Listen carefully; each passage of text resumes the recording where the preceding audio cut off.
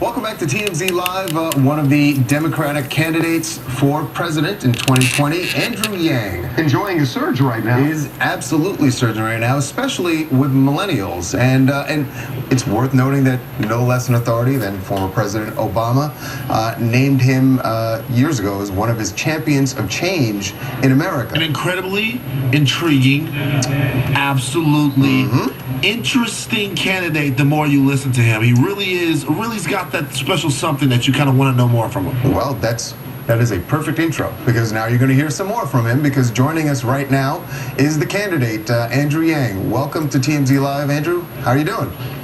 I'm doing great. It's great to be beaming in from Boston. We have a huge rally here tonight in a few hours. Excellent. So, just on a personal level first, it's got to feel good in a ridiculously crowded field to be getting the attention you are when you don't have the machine and you're not embedded in politics. This really must feel personally good for you.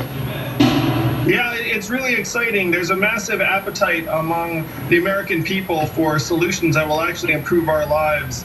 And a lot of people have lost faith in the political machinery and the government to deliver those solutions. So technology certainly helped. All of the new media outlets have helped us get the word out from early on without the buy-in from a bunch of the big media channels. Though I will say now people are waking up to this campaign. We have a CNN town hall this weekend, so I'm going mainstream as we speak.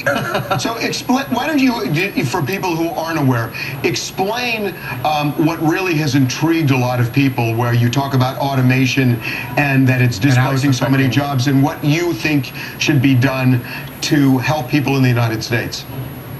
Yeah, so I spent the last 7 years helping create several thousand jobs in Detroit, Cleveland, St. Louis, New Orleans, Birmingham.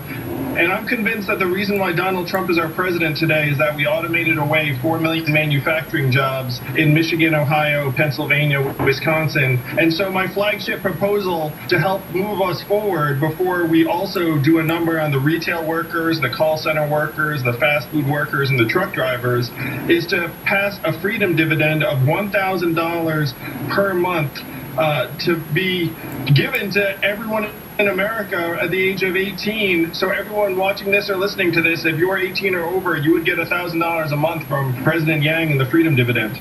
So there are people who think that, some people who think that when you do something like that, it disincentivizes some people from being as productive as they can, and in some ways kind of has a shade of welfare to it. What do you say to that?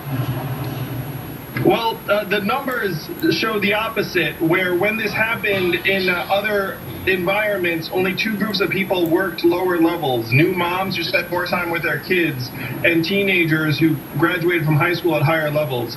Everyone else worked at the same levels, and that makes sense when you reflect on your own experiences, where most people want to work, and a little bit of money won't make a difference. If anything, it's going to enable more people to seek the kind of work that they actually want to do. So, Andrew, you say in places where it's been used, where are some of the places where this has been implemented? Well, one place that's been implemented is the state of Alaska, which has had a dividend for almost 40 years. And everyone in that state right now gets between $1,000 and $2,000 a year, no questions asked. And in Alaska, it's wildly popular, has created thousands of jobs, has improved children's health, and has not decreased work levels in the slightest. You have, like we said earlier, really struck a chord. Donald Trump came in without any political experience, and a lot of people say, well, this is proof that we shouldn't elect people outside of politics. So does your history, which is, really innovative, but nonetheless, it's not political, does your history at this point help you or hurt you? Well, one thing I say to Americans who are seeing this unfold is that, look, if the government had been delivering at a really high level, Donald Trump would not have become our president in 2016.